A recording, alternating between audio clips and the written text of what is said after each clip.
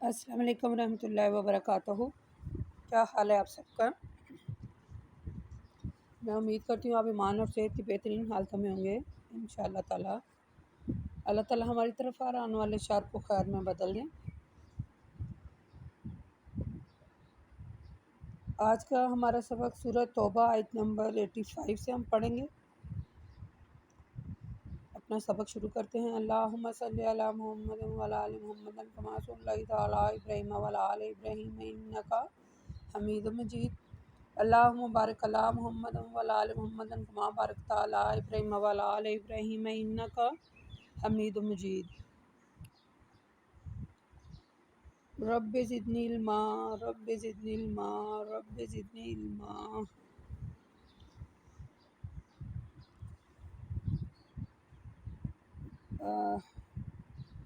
اعوذ باللہ السمیع العلیم من الشیطان الرجیم من ہمزہ ونفخہ ونفثہ۔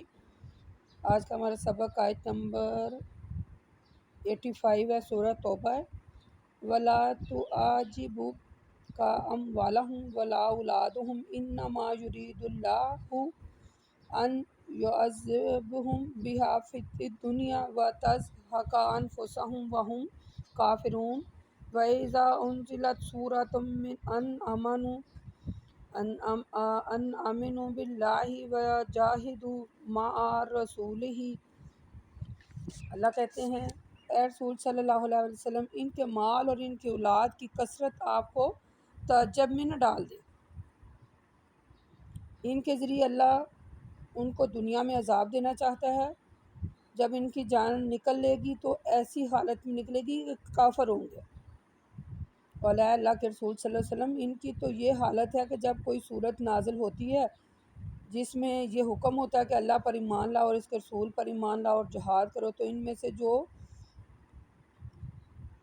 مثلا ان میں جو مقدر والے ہوتے ہیں وہی آپ سے جنگ میں، یعنی اس میں اللہ تعالیٰ اس آیت میں یہ حکم دے رہے ہیں کہ جب کوئی صورت نازل ہوتی ہے جس میں یعنی اللہ اور اس کے رسول صلی اللہ علیہ وسلم کی، جس میں کوئی حکم نازل ہوتا ہے، تو ان کی حالت یہ ہوتی ہے کہ وہ چاہتے ہیں کہ یعنی آپ سے جنگ پر نہ جانے کی جو ہے وہ اجازت مانگتے رہتے ہیں۔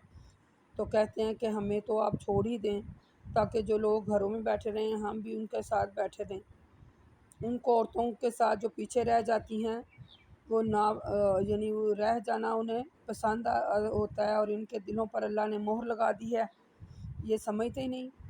لیکن اللہ کے رسول صلی اللہ علیہ وسلم اور جو لوگ ان کے ساتھ ایمان لائے کتنے اچھے ہیں، انہوں نے اپنے مال سے بھی جہاد کیا اور اپنی جانوں سے بھی جہاد کیا، اور ان کے لیے دنیا اور آخرت میں بھلائی ہے، اور یہ لوگ کامیاب ہیں، فلاح پانے والے ہیں۔ اولئک ھم المفلحون، مفلحون میں نے ہوتا ہے فلاح پانا۔ اعد اللہ لہم جنات تجری من تحتہا الانہار خالدین فیہا ذلک الفوز العظیم۔ ٹھیک ہے، تو پھر ان کے لیے باغات ہیں اور جن کے نیچے نہریں بہتی ہیں اور اس میں ہمیشہ رہیں گے، اور یہ بڑی کامیابی ہے، بہت بڑی۔ یعنی اللہ تعالیٰ نے ان آیات میں یہ کہا کہ اللہ کے رسول جب ان کے پاس مال اور اولاد ہوتی ہے تو ان سے آپ تعجب میں نہ اپنے آپ کو ڈالیں، یہ اللہ کی رضا کی دلیل نہیں ہے۔ ان کو مال اور اولاد اس لیے نہیں دیا کہ اللہ ان سے خوش ہے، بلکہ یہ مال و اولاد تو اللہ نے ان کو اس لیے دیا کہ اللہ یہ چاہتا ہے کہ مال و دولت اور اولاد کے ذریعے ان کو عذاب میں مبتلا کیا جائے، تاکہ یہ مال و دولت اور اولاد کی فکر میں کھیلتے رہیں اور پریشان رہیں، اور اللہ اور اولاد یعنی اللہ کو بھول جائیں، یعنی مزید بدبختی کا شکار ہو جائیں۔ تو ایسے لوگ کیا ہیں؟ کافر ہیں، اور ہمیشہ جہنم میں رہیں گے اور وہی خمیازہ بھگتیں گے۔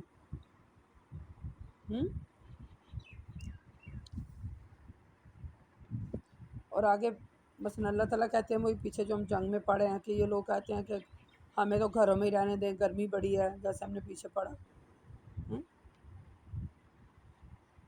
تو یہ کفار اور منافقین کے بارے میں آیات ہیں جو جنگ میں نہیں تھے جاتے، اس صورت میں زیادہ سے زیادہ وہی ہیں۔ تو ان کے پاس مثلا اللہ تعالیٰ نے ہر طریقے سے یعنی مال و دولت دے کے انہیں یہ نہیں کہا کہ ان پر اللہ کا بڑا فضل ہے. اللہ کہتا ہے میں نے انہیں دی ہے، اسی میں کھیلتے رہیں، اسی میں رہیں، ٹھیک ہے، تاکہ یہ مجھے بھولے رہیں. تو پھر جب یہ میرے پاس آئیں تو پھر میں ان سے کہوں کیا ہو جی گا. آگے اللہ کہتے ہیں رسول صلی اللہ علیہ وسلم دیہاتیوں میں سے کچھ لوگ عذر کرتے ہوئے آپ کے پاس آئیں گے اور ان کو اجازت دی جائے، اور کچھ لوگ ایسے بھی ہیں جنہوں نے اپنے اسلام کا غلط دعویٰ کر کے اللہ اور اس کے رسول سے جھوٹ بولا تھا کہ وہ گھر بیٹھنے کی اجازت مانگ رہے ہیں. ان میں سے جو لوگ کافر ہیں اللہ ان کو ان قریب دردناک عذاب میں مبتلا کرے گا. کمزوروں پر کوئی گناہ نہیں ہے اور نہ بیماروں پر کوئی گناہ ہے اور نہ ان لوگوں پر کوئی گناہ ہے جن کو خرچ کرنے کے لیے روپیہ پیسہ میسر نہیں ہے، بشرط وہ اللہ اور اس کے رسول کی خیر خواہی کرتے ہیں. نیکی کرنے والوں پر اللہ کی طرف سے کوئی الزام نہیں ہے. اللہ نے ان کا عذر قبول کر لیا اور ان کو معاف کر دیا. اللہ تو بڑا معاف کرنے والا اور مہربان ہے. واللہ غفور الرحیم. وَلَا عَلَى الَّذِينَ إِذَا مَا آتُوكَ لِتَحْمِلَهُمْ قُلْتَ لَا أَجِدُ مَا أَحْمِلُكُمْ عَلَيْهِ تَوَلَّوْا. مثلا میں نے یہ لفظ رام سے اس لیے پڑھے ہیں کہ کچھ سمجھ آئے بندے کو. اور اے رسول صلی اللہ علیہ وسلم نہ ان لوگوں پر کوئی الزام ہے جو آپ کے پاس آئے تاکہ آپ انہیں سواری دیں تو وہ بھی جہاد میں شریک ہوں. آپ نے کہہ دیا کہ میرے پاس کوئی سواری نہیں ہے، تمہیں سوار ہونے کے لیے دوں، تو وہ لوٹ گئے اس صدمے سے کہ ان کے پاس خرچ کرنے کے لیے کچھ نہیں ہے. ان کی آنکھوں سے آنسو جاری ہو گئے. الزام تو ان لوگوں پر ہے جو مالدار ہونے کے باوجود آپ سے جہاد پر نہ جانے کی اجازت مانگتے ہیں. انہوں نے اس بات کو پسند کیا کہ عورتوں کے ساتھ وہ بھی گھروں میں رہیں. اللہ نے ان کے دلوں پر مہر لگا دی ہے، لہٰذا وہ اپنے نفع نقصان کو نہیں سمجھتے. دیکھ لیں اب کوئی بات رہ نہیں گئی میرا خیال ہے جو اللہ نے اور بھی یعنی کہ انسان کو وضاحت کے ساتھ سمجھانی ہے. یعنی مدینہ منورہ کے اطراف میں رہنے والے بعض دیہاتی بھی منافق تھے، تو پھر اللہ تعالیٰ نے فرمایا مثلا کہ اے ایمان والو تمہارے گرد و نواح میں بعض دیہاتی منافق ہیں. اور مدینہ منورہ میں بھی بعض منافق ایسے ہیں جو نفاق پر قائم ہیں اور سرکشی میں مبتلا ہیں. آپ ان کو نہیں جانتے، ہم انہیں جانتے ہیں. ہم ان کو دوہرا عذاب دیں گے، پھر قیامت کے دن ان کو بڑے عذاب کی طرف لوٹا دیں گے. یعنی یہ آیتیں جنگ تبوک کے موقع پر ان منافقین کے دو گروہ ہو گئے تھے نا جنگ تبوک میں. تو بعض نے تو عذر بہانے بنا کر جنگ میں شرکت نہیں تھی کی، اور بعض اجازت یعنی کہ بغیر اجازت کے گھروں میں تھے. تو دو گروہ تقسیم ہو گئے تھے. تو پھر اللہ کے رسول صلی اللہ علیہ وآلہ وسلم فرماتے ہیں کہ دیہاتوں میں سے بعض لوگ ایسے میں ہیں جو غریب ہیں، جو مختلف بیماریوں میں مبتلا ہیں، بیمار ہیں یعنی کمزور ہیں.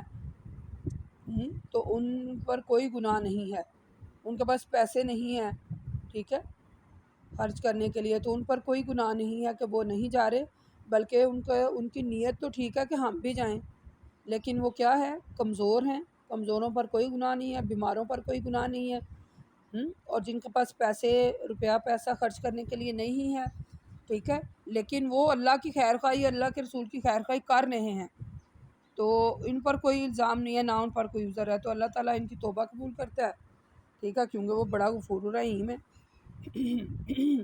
تو اس کے علاوہ اور بھی ایک اللہ نے ذکر کیا ہے کہ ایک بندہ آتا ہے فرض آپ کے پاس، تو وہ کہتا ہے کہ میرے پاس سواری نہیں ہے ٹھیک ہے، یعنی اس کے پاس سواری نہیں ہے یا جنگ میں جانے کے اخراجات اس کے پاس میسر نہیں ہیں. یعنی یہ میں آپ کو ایسے مثال دے رہی ہوں. تو پھر وہ اللہ کے رسول صلی اللہ علیہ وسلم کے پاس آتا ہے، وہ کہتا ہے جی میں جنگ پر جانا چاہتا ہوں، تو مجھے کوئی سواری کا انتظام کر دیں یا میرے لیے کوئی انتظام کریں میں جاؤں. تو آپ صلی اللہ علیہ وسلم کہتے ہیں کہ میرے پاس کوئی انتظام نہیں ہے، اور وہ واپس چلا جاتا ہے. تو وہ اپنے دل میں یہ خیال کرتا ہے اور غمگین ہوتا ہے کہ کاش میرے پاس بھی آج کچھ ہوتا تو میں بھی جاتا. تو اس پر بھی کوئی گناہ نہیں ہے. وہ خیر خواہ تو ہے، وہ دین کا خیر خواہ تو ہے.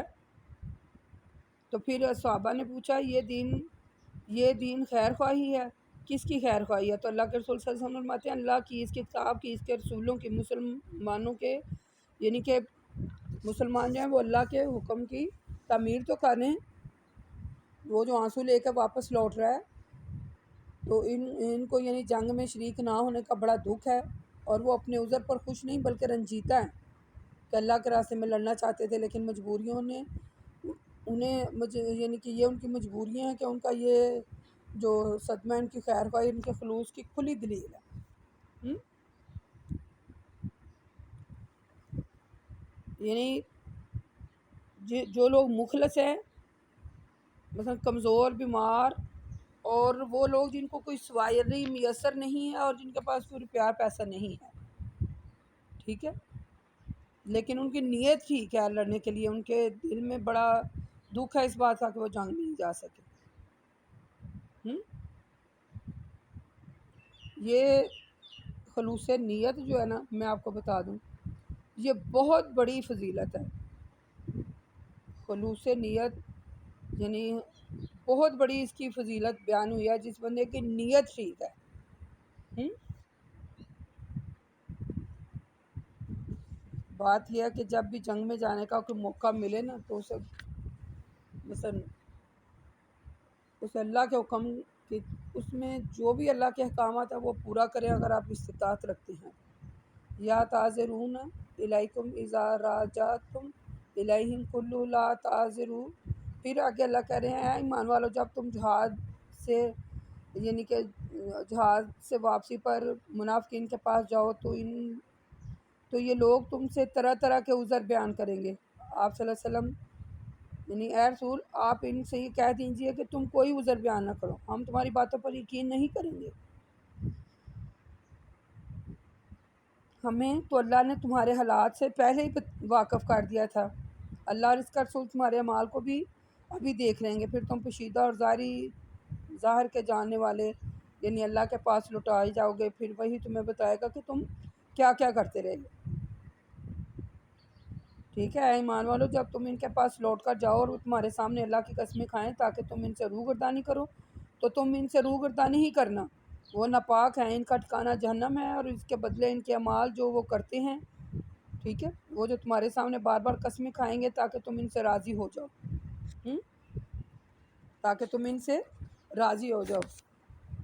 اگر تم ان سے راضی بھی ہو جاؤ تو ان سے کوئی فائدہ نہیں. اللہ تو کبھی بھی فاسق لوگوں کو سے راضی نہیں ہوتا.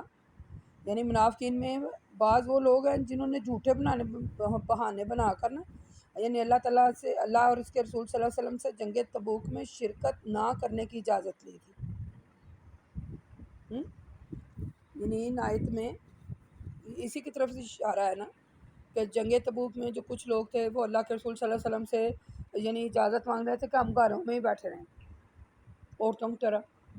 تو یہ جو آیات ہیں گزری ہیں، یعنی آیات نمبر یہ سورۃ توبہ کی 43 آیت نمبر ابھی گزری ہے. تو یہ جو ہم آیت نمبر یہ بھی میں نے پڑھی ہے، ان میں بعض لوگ وہ تھے جو بغیر اجازت لیے گھروں میں بیٹھے تھے، جنگ میں شریک نہیں ہوئے تھے. مثلا وہ دیہاتی جو بغیر اجازت کے جنگ میں شریک نہیں ہوئے، ان کے متعلق اللہ تعالیٰ نے یہ آیات جو ہے نا یہ اتاری ہیں. تو اسی قسم کے دوسرے منافقین کے متعلق بھی اللہ تعالیٰ نے فرمایا اب یہ لوگ عن قریب اللہ کی قسمیں کھائیں گے اور کہ ہم استطاعت نہیں رکھتے، اگر استطاعت ہوتی تو ہم ضرور جاتے. یعنی یہ ان کے ہیلے بہانے ہیں. ٹھیک ہے، تو اللہ تعالیٰ نے اس میں یعنی ان باتوں میں، ان جملوں میں اللہ تعالیٰ نے خاص کر تنبیہ کیا ہے کہ ان کے لیے عذاب ہے اور یہ ہمیشہ دوزخ میں رہیں گے. یعنی اگلی آیت میں یہ اس بارے میں کہا گیا کہ یہ روگردانی کر رہے ہیں، ایک تو گئے نہیں ہیں اوپر سے جھوٹ بول رہے ہیں. ہم نے سورۃ نساء میں آیت نمبر 63 میں پڑھا تھا نا کہ ایک تو یہ گئے نہیں ہیں اور یہ جھوٹ بول رہے ہیں. تو اللہ ان کے دل کو بھی جانتا ہے کہ یہ کیا کہہ رہے ہیں. ایک تو گئے نہیں ہیں، جنگ میں شریک نہیں ہوئے، اوپر سے دوسرا جھوٹ بول رہے ہیں. معذرت چاہتی ہوں. یعنی جنگ سے بچنے کے لیے جھوٹے بہانے بناتے ہیں. یہ منافقین کی علامتیں ہیں، ان سے بچنا چاہیے. تو کوشش کرنی چاہیے اللہ تعالیٰ سے، اللہ تعالیٰ ہم سے راضی ہو جائے تاکہ اللہ ہم سے خوش ہوگا تو ہمیں جنت دے گا. العراب اشد کفراً و نفاقاً، پھر اللہ تعالیٰ آگے کہتے ہیں کہ دیہاتی لوگ کفر اور نفاق میں اور بھی زیادہ سخت ہیں، وہ اس قابل ہیں کہ جو احکام اللہ نے اپنے رسول پر نازل کیے ہیں ان سے ناواقف ہوں، اس کی مصلحت کو اللہ ہی جانتا ہے، بے شک اللہ جاننے والا اور حکمت والا ہے، ٹھیک ہے۔ اور اے رسول صلی اللہ علیہ وسلم، بعض دیہاتی ایسے بھی ہیں جو کچھ وہ اللہ کے راستے میں خرچ کرتے ہیں اسے توان سمجھتے ہیں اور تمہارے لیے یعنی کہ وہ تمہارے لیے منتظر رہتے ہیں گردشوں کے، حالانکہ حقیقت تو یہ ہے کہ گردش زمانہ کی برائی انہی پر واقع ہوگی، اللہ انہی کی باتیں بھی سن رہا ہے اور اسے علم ہے کہ یہ کیا کر رہے ہیں، بے شک اللہ تعالیٰ سننے والے ہیں اور جاننے والے ہیں، ٹھیک ہے۔ ومن العراب من یؤمن باللہ والیوم الآخر ویتخذ ما ینفق قربات عند اللہ وصلوات الرسول الا انہا قربات لہم سایدخلہم اللہ فی رحمتہ ان اللہ غفور رحیم۔ دیہاتی لوگ جو ہیں، یعنی اللہ کے رسول صلی اللہ علیہ وسلم نے فرمایا دیہاتی لوگ ایسے بھی ہیں جو اللہ اور آخرت پر ایمان رکھتے ہیں اور جو کچھ وہ خرچ کرتے ہیں اللہ تعالیٰ سے اور اس کے رسول سے دعاؤں کا ذریعہ سمجھتے ہیں، انہیں معلوم ہونا چاہیے کہ یعنی جو کچھ وہ خرچ کر رہے ہیں یقیناً ان کے لیے یہ یعنی کہ تقرب الہی کا باعث ہے، اللہ ان قریب ان کو اپنی رحمت میں داخل کرے گا، بے شک وہ سننے والا ہے اور جاننے والا ہے۔ یعنی اس صورت کی یہ جو آیت ہم نے پڑھی، آیت نمبر 90 میں دیہاتیوں کا بہانہ بنا کر جنگ تبوک میں شریک نہ ہونے کی اجازت لینا اور یعنی بعض دیہاتی بغیر اجازت کے جنگ میں شریک نہ ہونے کا جو ذکر ہم نے کیا ہے نا، تو اس آیت میں اللہ تعالیٰ نے دیہاتیوں کو دو گروہوں میں تقسیم کر دیا۔ ایک گروہ وہ تھا جو کفار اور منافقین پر مشتمل تھا، دوسرا گروہ وہ تھا جو خلوص دل سے ایمان لایا تھا، ٹھیک ہے۔ تو اللہ تعالیٰ نے مہر لگائی ہوئی ہے ان کے دلوں پر، ٹھیک ہے۔ تو اللہ تو سب کچھ جانتا ہے کیونکہ اسے ہر بات کا پتہ ہے اور پھر وہ غفور الرحیم بھی ہے۔ یہ منافق جو کچھ خرچ کرتے ہیں وہ سمجھتے ہیں کہ ایمان والے جو کچھ خرچ کر رہے ہیں وہ خالص اللہ کی رضا کے لیے ہے، ٹھیک ہے، اور انہیں بہت کچھ حاصل ہوگا۔ تو منافقین کا جو خرچ کرنا ہے وہ رائیگان جائے گا اور مومنین کا جو خرچ کرنا ہے وہ اللہ تعالیٰ سے رحمت کا سبب ہے۔ یعنی اللہ تعالیٰ فرماتے ہیں نا، ہم نے سورۃ بقرہ میں پڑھا تھا، آپ دیکھ لیجئے گا آیت نمبر 264 اور 65 میں، ہاں جی، آیت نمبر 200 اور 65 میں اس کی تفصیل ہے سورۃ بقرہ میں، ٹھیک ہے۔ 264 ہے اور 265 ہے اور 272 بھی آیت نمبر، اس میں بھی آپ دیکھ لیجئے گا کہ اللہ تعالیٰ نے جو لوگ ایمان والے جو مال خرچ کرتے ہیں ان کے بارے میں اللہ تعالیٰ نے کیا ارشاد فرمایا، ٹھیک ہے۔ یہ ہم پیچھے پڑھے ہیں اس لیے میں نے اس کا ترجمہ کیا۔ والسابقون الاولون من المہاجرین والانصار والذین اتبعوہم بإحسان رضی اللہ عنہ و رضوان عنہ وأعد لہم جنات تجری من تحتها الانہار خالدین فیہا ابدا ذلک الفوز العظیم۔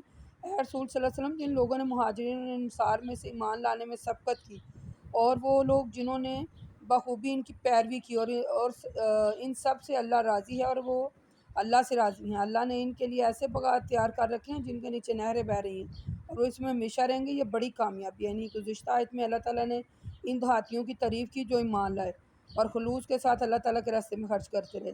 اس آیت میں اللہ تعالیٰ نے تمام مومنین کی تعریف کی ہے اور خصوصیات کے ساتھ یعنی خصوصیت ان لوگوں کی تعریف کی ہے جنہوں نے مہاجرین اور انصار میں سے ایمان لانے پر سبقت کی، ٹھیک ہے۔ یعنی جنہوں لوگوں نے اسلام قبول کرنے میں سبقت کی، ٹھیک ہے، اور وہ اسلام کے نقش قدم پر چلتے ہیں اور اس میں داخل بھی ہوتے ہیں اور اس پر چل کر دکھاتے ہیں، تو اللہ پھر ان لوگوں سے راضی ہے۔ یعنی اللہ تعالیٰ نے اس آیات میں دو جماعتوں کا ذکر کیا ہے، ایک وہ جنہوں نے اسلام قبول کرنے میں سبقت کی، دوسرا وہ کہ جو اس کو نقش قدم پر چلتے ہیں اور بخوبی اسلام میں داخل ہوتے ہیں، ٹھیک ہے۔ یہ اس کے بارے میں ہم سورۃ بقرہ، سورۃ آل عمران میں، سورۃ بقرہ آیت نمبر 218 میں اور سورۃ آل عمران آیت نمبر 195 میں ان باتوں کا ذکر پڑھے ہیں۔ ابھی سورۃ توبہ میں ہم نے آیت نمبر 20 تا 22 بھی پڑھی، ٹھیک ہے، آپ ان کو تفصیل اس میں دیکھ لیے گا۔ ہاں، سورۃ انفال بھی ہے ساتھ میں، آیت نمبر 74 میں بھی آپ دیکھ سکتے ہیں کہ انصار وہ لوگ ہیں جنہوں نے مہاجرین کو مدینہ منورہ میں پناہ دی اور اسلام کی بھرپور مدد کی۔ مہاجرین کے ساتھ اللہ تعالیٰ نے انصار کی بھی تعریف کئی جگہ پر کی ہے، ٹھیک ہے، وہ آپ دیکھ لیجئے گا، سورۃ انفال آیت نمبر 74 ہے اور 74 بھی ہے اور 75 بھی ہے۔ ایک حدیث میں آپ کو اس کے بارے میں بتاؤں، اللہ کے رسول صلی اللہ علیہ وسلم فرماتے ہیں، صحیح بخاری کی حدیث ہے یہ، اگر ہجرت نہ ہوتی تو میں بھی انصار میں سے ہوتا، اور اگر تمام لوگ کسی وادی اور گھاٹی میں چلے جائیں تو میں بھی انصار کی وادی اور گھاٹی میں چلا جاؤں گا، ٹھیک ہے۔ اور انصار جو ہیں یعنی مجھ سے قریب ہیں اور دوسرے لوگ برابر ہیں، یعنی مجھ سے میں یعنی ان سے اور وہ مجھ سے ہیں۔ اللہ کے رسول صلی اللہ علیہ وسلم فرماتے ہیں، منافقین کی نشانی انصار سے بغض رکھنا ہے اور مومنین کی نشانی انصار سے محبت ہے، ٹھیک ہے۔ تو ان آیتوں میں ان لوگوں کی تعریف بھی ہوئی ہے جو سابقون ہیں، یعنی کہ جو نیکیوں میں آگے بڑھنے والے ہیں، اللہ تعالیٰ نے ان کی تعریف بھی کی ہے۔ اس کے بارے میں بھی ہم نے سورۃ انفال آیت نمبر 75 میں پڑھا تھا، آپ دیکھ لیجیے گا اس میں۔ آگے اللہ کہتے ہیں وَمِمَّنْ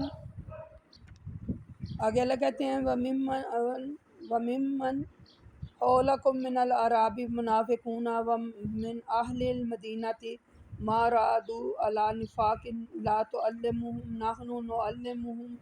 پھر آگے اللہ تعالیٰ کہہ رہے ہیں کہ اے ایمان والو، تمہارے گرد و نواح کے بعض دیہاتی منافق ہیں، اور مدینہ منورہ میں سے بعض وہ لوگ منافق تھے، یہ لوگ نفاق پر قائم ہیں اور سرکشی میں مبتلا ہیں۔ اللہ کے رسول صلی اللہ علیہ وسلم، آپ ان کو نہیں جانتے اور ہم جانتے ہیں، ہم ان کو دوہرا عذاب دیں گے، پھر قیامت کے دن ان کو بڑے عذاب کی طرف لوٹا دیں گے۔ ان کے علاوہ کچھ اور بھی لوگ ہیں جنہوں نے اچھے اور برے عملوں کو یعنی کہ غلط ملت کیا ہے، اچھے عمل بھی کیے ہیں اور برے عمل بھی کیے ہیں، اب وہ اپنے گناہوں کا اعتراف بھی کرتے ہیں۔ یہ ان قریب اللہ ایسے لوگوں کی توبہ قبول کرے گا، اور بے شک اللہ بخشنے والا اور رحم کرنے والا ہے۔ شکر ہے یا اللہ۔ یعنی میں اب کوئی اس آیت کا ترجمہ جو نا ہم نے 102 آیت نمبر اس کا ترجمہ میں جو شکر والی بات کی نا وہ میں ابھی آپ سے ہائی لائٹ کرتی ہوں۔ پہلے وہ آیت نمبر 101 کا جو ہے وہ تھوڑا سا کر لیں۔ یعنی جنگ تبوک کے سلسلے میں منافقین کا مکر و فریب کا ذکر کیا ہے اللہ تعالیٰ نے، ٹھیک ہے۔ کچھ بعض لوگ نیک بھی تھے، بعض منافقین بھی تھے، یعنی دونوں قسم کے لوگ تھے۔ تو پھر اللہ کہتے ہیں کہ میں انہیں جانتا ہوں، منافقین دیہاتیوں کے بارے میں اللہ ذکر کر رہے ہیں، تو وہ اللہ تعالیٰ کہتے ہیں میں انہیں جانتا ہوں، ٹھیک ہے، تو میں انہیں دوہرا عذاب دوں گا، جیسا ابھی میں نے کہا۔ تو پھر اس آیت میں اللہ تعالیٰ نے 3 عذابوں کا ذکر کیا ہے، یہ ذرا کہ آپ اچھی طرح نوٹ کر لیجئے گا۔ ایک دنیا کا عذاب ہے، ایک آخرت کا عذاب ہے، اور ایک ان دونوں کے درمیانی وقفے کا عذاب ہے، یعنی جسے عذاب قبر کہتے ہیں۔ لکھ لیں، ایک دنیا کا عذاب ہے، ایک آخرت کا عذاب ہے، اور ایک عذاب قبر ہے۔ منافقین کو اللہ تعالیٰ نے تینوں عذابوں میں مبتلا کرنا ہے، ٹھیک ہے، قبر میں بھی عذاب ہوگا، آخرت میں بھی ہوگا، اور دنیا میں بھی ہوگا، یہ جو نفاق میں پڑے رہے ہیں۔ تو پھر اگلی آیت میں اللہ تعالیٰ نے ان لوگوں کا ذکر کیا ہے جو گناہ میں پڑے ہوئے تو نہیں ہیں، بلکہ اپنے گناہوں کا اعتراف کرتے ہیں۔ تو پھر اللہ تعالیٰ کیا کہتا ہے، ان لوگوں کے علاوہ کچھ وہ لوگ ہیں جنہوں نے اچھے اور برے عمل دونوں کیے ہوئے ہیں، اچھے عمل بھی کرتے ہیں برے بھی، تو انہیں اپنے گناہوں کا اعتراف کرتے ہیں، اور بعض کا بڑا پریشان بھی ہوتے ہیں، اپنے گناہوں پر معافی بھی مانگتے ہیں، ملامت بھی کرتے ہیں۔ تو پھر اللہ تعالیٰ نے ان کی توبہ قبول کرے گا، ان کو معاف کرے گا، بے شک اللہ بڑا معاف کرنے والا ہے اور غفور الرحیم ہے۔ بات یہ ہے کہ مجھے یہ آیت پڑھ کر بڑا سکون محسوس ہوا، یہ والی سورہ توبہ کی آیت نمبر 2 پڑھ کر سکون ہو گیا۔ یقیناً میں جو بات کہنے لگی ہوں وہ آپ کو بھی سکون ہو جائے گا کہ دیکھیں ہم اچھے کام بھی کرتے ہیں، برے کام بھی کرتے ہیں، انسان ہے نا، اچھے کام بھی کرتے ہیں برے، تو جو ہم سے غلط کام ہو جاتا ہے، میں آپ کو اپنی بات سنا رہی ہوں کہ اچھے کام بھی کر رہے ہیں، برے بھی ہو جاتے ہیں ہم سے، دانستہ طور پر ظاہری بات نہیں، برے کام ہو جاتے ہیں، انسان ہے، اور اگر ہم ان کاموں جو ہم سے برے کام ہو جاتے ہیں ان پر نادم ہے، اپنے گناہوں پر، اپنے برے کاموں پر شرمسار ہیں، تو پھر اللہ کیا کہتا ہے کہ ان سب برے بھی ہوتے ہیں اور اچھے بھی ہوتے ہیں، اور اپنے دل میں یہ اس گناہ کو ملامت بھی کر رہے ہیں کہ یہ ہم سے گناہ ہو گیا، پھر وہ اللہ سے معافی مانگتے ہیں، تو اللہ کہتے ہیں یا اللہ میرے پاس تو الفاظ نہیں، تو کتنا غفور رحیم ہے۔ یعنی اللہ تعالیٰ بہانے تلاش کر رہا ہے کہ میں اپنے بندے کو بخش دوں، کوئی ایک بہانہ بندہ پیش کرے اللہ اسے بخش دیتا ہے. ہاں اتنی اس کی رحمت ہے اتنی، تو اگر پھر بھی ہم اس کی رحمت سے فائدہ نہ اٹھائیں، پھر بھی ہم اس کی طرف نہ مڑیں، اور پھر بھی اللہ تعالیٰ کے احکامات کی پیروی نہ کریں، تو میں کہتی ہوں کہ اور کیا کون سی باتیں کہیں جائیں انسان کو کہ وہ اللہ کی طرف لوٹ آئے. ہاں اللہ کہتے ہیں جو صحیح کام بھی کر رہا ہے غلط کام بھی کر رہا ہے تو وہ پھر توبہ کر لیتا ہے، میں اس کو بھی بخش دیتا ہوں. ہاں اس سے زیادہ اور ہم پر رحمت اور اللہ کی کرم نوازی کیا ہوگی کہ ہمارے صحیح اور غلط کام کرنے والے، وہ یہ نہیں کہہ رہا کہ صحیح، وہ اس نے کہا ہے کہ جو صحیح کام بھی کر رہے ہیں جو غلط بھی کر رہے ہیں اور توبہ کر لیتے ہیں، یعنی اپنے دل سے شرمسار ہیں، تو میں انہیں بھی معاف کر دوں گا. تو اگر ہم غلط کام کر کے دل سے شرمسار نہ ہوں اور اپنے گناہوں پر ڈٹے رہیں، تو پھر اللہ کہتے ہیں انہیں 3 قسم کا عذاب ہوگا، کہ جو اپنے گناہوں پر ڈٹے رہتے ہیں دنیا میں بھی آخرت میں بھی اور قبر میں بھی عذاب ملے گا. اور جو لوگ اللہ سے معافی مانگ لیتے ہیں اپنے گناہوں پر شرمندہ ہیں، تو پھر اللہ غفور الرحیم ہے اور اللہ انہیں بخش دے گا. تو جو سن رہے ہیں میری اس ویڈیو کو آڈیو کو سن رہے ہیں، یا اللہ ان کے دلوں میں ایسا ڈال اور وہ تیری طرف ہی مال ہو جائیں. یا اللہ جو ہم سے گناہ ہو گئے ان پر معافی مانگ لیتے ہیں. اور آپ بھی جو کوئی لوگ سن رہے ہیں، آپ بھی اللہ سے فوری طور سن کر اپنے گناہوں پر شرمندہ، اپنے گناہوں پر ملامت کریں، ان پر شرمندہ ہوں. اللہ تعالیٰ سے 2 نفل پڑھ کر اللہ تعالیٰ سے ان گناہوں کی معافی مانگیں تاکہ وہ ہمیں بخش دے. یا اللہ ہمیں تو یہ دنیا میں سوئی چوب جائے گا، اگر روٹی پکا رہے ہیں تو اس کی ہوا پڑ جاتی ہے ہم تو سی سی کرنے لگ جاتے ہیں، اگر ناخن زیادہ کٹ جاتے تو ہم سی سی کرنے جاتے ہیں. یا اللہ یا ہم سے تو یہ بھی برداشت نہیں، تو ہم تیرے عذابات کیسے برداشت کریں گے؟ میں تو عذاب کا لفظ ہی جب پڑھوں تو میرا دل ایسے کانپنے لگ جاتا ہے. یا اللہ ہمیں تھوڑا بخار ہی چڑھ جائے تو ہم کیسے حال کرتے ہیں. یا اللہ ہمیں وہ سخت نہیں ہے، ہمارے گناہوں کو بس معاف ہی کرنا. یا اللہ ہمارے گناہوں کو معاف کرنا، اپنی رحمت رکھنا ہم پر. آج کے لیے اتنی کافی ہے. وقول قولی ھذا استغفر اللہ استغفر اللہ استغفر اللہ. یا اللہ یہ جو میرے پڑھنے میں، یہ جو میرے بولنے میں یا اللہ غلطیاں آ جائیں تو تو ان پر میری گرفت نہ فرمانا، مجھے معاف کر دینا. یا اللہ مجھے معاف کر دینا. السلام علیکم ورحمۃ اللہ وبرکاتہ.